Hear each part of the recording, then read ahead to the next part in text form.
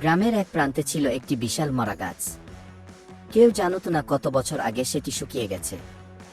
দিনের বেলায়ও গাছটার নিচে অদ্ভুত ঠান্ডা হাওয়া বইত। গ্রামের মানুষ বলতো, রাত হলেই সেখানে কেউ দাঁড়িয়ে থাকে। একদিন সন্ধ্যায় রাহুল সাহস করে সেই গাছের দিকে গেল। চাঁদের আলো গাছটা যেন আরো ভয়ঙ্কর দেখাচ্ছিল।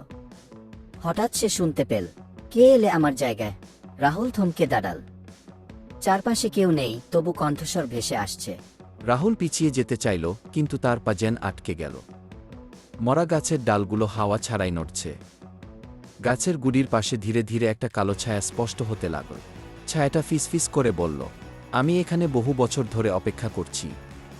কেউ আমার কথা শোনে না গি। রাহুল কাঁপতে কাঁপতে বলল, তুমি কে? উত্তর এলো, আমি এই গাছের নিচে মারা গিয়েছিলাম গি।